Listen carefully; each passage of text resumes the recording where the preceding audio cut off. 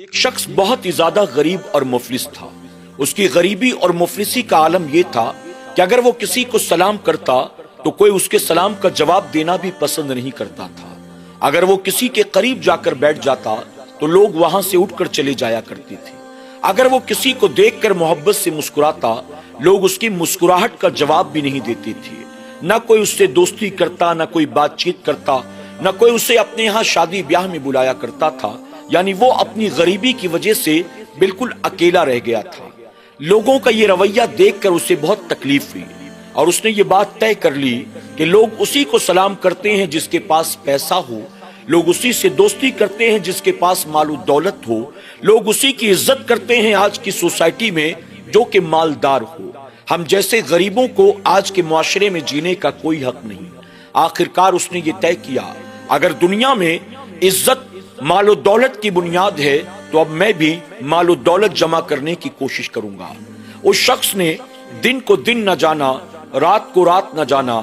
اس نے بھوک اور پیاس کی پرواہ نہ کی بلکہ دن رات محنت کرتا رہا۔ وہ جنگل میں جا کر لکڑیاں کاٹتا، بازار میں بیچتا، لوگوں کے سامان اٹھاتا، ان کے گھروں تک پہنچاتا۔ اسے جو بھی کام ملتا دن رات وہ کام اور محنت کرتا رہا۔ صرف ایک ہی مقصد تھا، مجھے مالدار بننا ہے، مجھے مالدار بننا ہے۔ اور اس شخص نے کچھ سالوں کی محنت کے بعد اتنا مال اکٹھا کر لیا، اتنا مال اکٹھا کر لیا کہ اب کل تک جس شہر میں وہ غریبوں میں شمار کیا جاتا تھا، اب اس شہر کے امیروں میں اس کا شمار کیا جانے لگا۔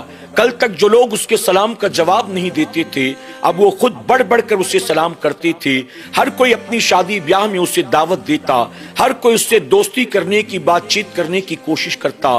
جب وہ راستے پر نکلتا، لوگ اسے دیکھ کر محبت سے مسکراتے تھے، ادب سے سلام کرتے اور مصافحہ کیا کرتے تھے۔ وہ اچھی طرح سے جانتا تھا کل تک میرے پاس کچھ بھی نہیں تھا، آج اگر لوگ عزت دے رہے ہیں تو یہ عزت میرا منہ دیکھ کر نہیں دے رہی ہیں بلکہ میرا مال دیکھ کر دے رہی ہیں۔ یہاں تک کہ اس نے شادی کی، اس کے گھر میں ایک بیٹے کی ولادت ہوئی۔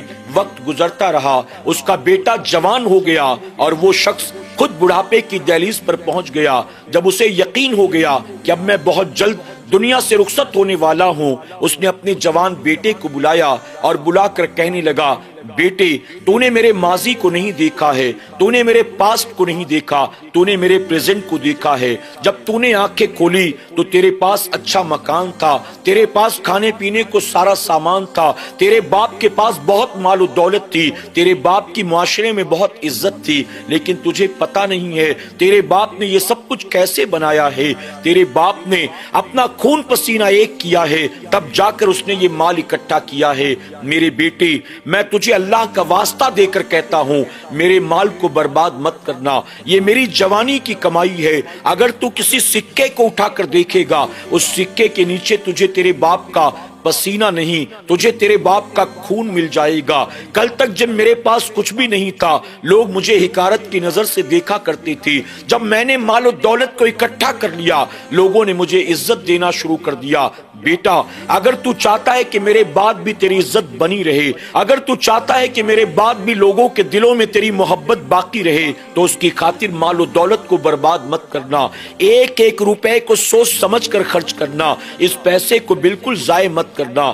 باپ نے اپنے بیٹے کو یہ نصیحت کی۔ اس کے چند عرصے کے بعد وہ دنیا سے رخصت ہو گیا۔ بیٹا جو جوان تھا، باپ کے انتقال کے بعد بیٹھے بٹھائے باپ کے سارے مال و دولت کا وہ مالک بن گیا۔ اس کے پاس کسی چیز کی کمی نہیں تھی، ہر خواہش کو، ہر آرزو کو اپنے مال کے بلبوتے وہ پورا کر سکتا تھا۔ دھیرے دھیرے مال و دولت کی وجہ سے آوارہ دوستوں کے ساتھ اس کی دوستی ہو گئی۔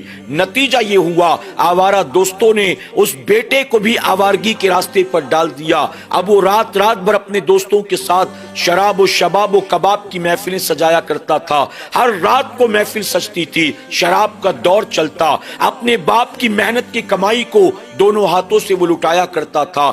ہر دوست کی آرزو کو پورا کرتا، ہر ایک کی خواہش کو پورا کرتا۔ اپنے نفس کو تسکین دینے کے لیے وہ مال و دولت کا استعمال کرتا، ہر طرح کے گناہوں کے کام کیا کرتا تھا۔ آہستہ آہستہ اس کے باپ کی جمع پونجی ختم ہونی شروع ہو گئی۔ اب جب مال ختم ہونے لگا، اس نے اپنے باپ کی بنائی زمینوں کو بیچنا شروع کیا۔ اس کے بعد باپ کے بنائے مکانوں کو بیچنا شروع کیا۔ ایک وقت وہ بھی آیا کہ جس مکان میں وہ رہتا تھا وہ مکان بھی اب بیچنے کی کگار پر تھا۔ اب جیسے جیسے مال ختم ہونے لگا ویسے ویسے دوست بھی ساتھ چھوڑ کر جانے لگ گئے۔ جب اس کے پاس کھانے پینے کو پیسے نہ بچے اب کون تھا جو اس کے ساتھ دوستی یاری کرتا؟ وہ باپ جس نے پوری زندگی محنت مشقت کر کے مال و دولت کو کمایا تھا، جوان بیٹے کو بیٹھے بٹھائے سب کچھ مل گیا، اس نے اپنے آوارہ دوستوں کی دوستی کے چکر میں اپنے باپ کی عمر بھر کا سرمایہ تباہ برباد کر دیا۔ اب نہ دوست باقی رہے، نہ کھانے پینے کا سامان تھا، نہ ہاتھ میں کوئی مال و دولت، بلکہ مکان بھی جاتا رہا۔ اب مجبوراً اپنا پیٹ پالنے کے لیے وہ چوراہے پر آ کر بیٹھ جاتا ہے، لوگوں سے بھیک مانگنا شروع کر دیتا ہے۔ لوگ آتے جاتے اس کے سامنے اپنے گھر کے بچے کچھ کھانے ڈال دیا کرتے تھے، کوئی 1-2 روپیہ اس کے سامنے ڈال دیا کرتا تھا، وہ وہیں پر بیٹھا بھیک مانگتا رہا۔ دھیرے دھیرے لوگ اس کو حقارت کی نظر سے دیکھنے لگے۔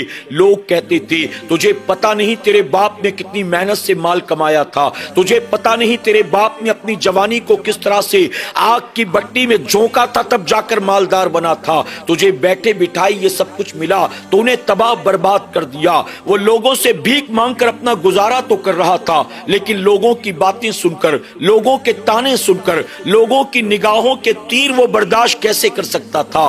دھیرے دھیرے وہ بیمار ہوا، یہاں تک کہ بیماری کمزوری کی وجہ سے وہ زمین پر آ کر پڑ گیا، زمین پر لیٹے لیٹے لوگوں سے بھیک مانگا کرتا تھا۔ اب ایک وقت ایسا بھی آیا لوگوں نے اس کو بھیک دینا بند کر دیا، بلکہ لوگ یہ کہتے تھے تو اپنے باپ کے مال کو برباد کرنے والا ہے، تجھے یوں ہی مر جانا چاہیے، تو بھوکا پیاسا مر جائے یہی تیرے گناہوں کی سزا ہے۔ اللہ اکبر۔ ناظرین اکرام، آخر کار وہ زمین پر پڑے پڑے ایک دن دنیا سے رخصت ہو گیا۔ آپ بتائیں ایک باپ جس نے اپنی پوری زندگی محنت کر کے مال و دولت کو جمع کیا تھا، بیٹے کو بیٹھے بٹھائے وہ مال مل گیا تو بیٹے کو اس مال کی قدر نہیں تھی، بیٹے کو احساس نہیں تھا کہ اس مال کو میرے باپ نے کتنی محنت و مشقت کے ساتھ جمع کیا ہے۔ آج ہمارا اور آپ کا بھی حال یہی ہے۔ ہم میں سے بہت سے ایسے لوگ ہیں جو اپنے ماں باپ کی عمر بھر کی کمائی کو، اپنے ماں باپ کی کمائی ہوئی عزت کو، اپنے ماں باپ کے مال و دولت کو سب کچھ تباہ برباد کر دیتے ہیں۔ اپنی جوانی کے نشے میں وہ اپنی جوانی کے نشے میں بھول جاتے ہیں ہمارے ماں باپ نے جو کچھ بنایا ہے آخر اس کی خاطر کتنی قربانیاں دی ہوں گی، ہمارے ماں باپ نے کتنا شوق مارا ہوگا، کتنا پیٹ کاٹا ہوگا، تب جا کر یہ سب کچھ اکٹھا کیا۔ ہمیں بیٹھے بٹھائے مل جاتا ہے، ہمیں اس بات کا احساس نہیں ہوتا۔ یاد رکھیں اللہ نے جسے جو کچھ بھی عطا کیا ہے اللہ کا شکر ادا کرے، نعمت چھوٹی ہو بڑی ہو اس کی قدر کرو، ناقدری مت کرو، اور اللہ کی دی نعمتوں کا استعمال اپنے نفس کے مطابق، اپنی مرضی کے مطابق مت کرو۔ اللہ نے جو کچھ بھی دیا ہے اللہ کی رضا کے مطابق اللہ کی دی نعمتوں کا استعمال کرو، یقیناً اللہ نعمت میں برکت عطا فرمائے گا، اللہ دونوں جہاں میں عزت بھی عطا فرمائے گا۔ ایسی کہانیوں سے اللہ ہمیں اور آپ کو سبق حاصل کرنے کی توفیق عطا کرے، آمین یا رب العالمین۔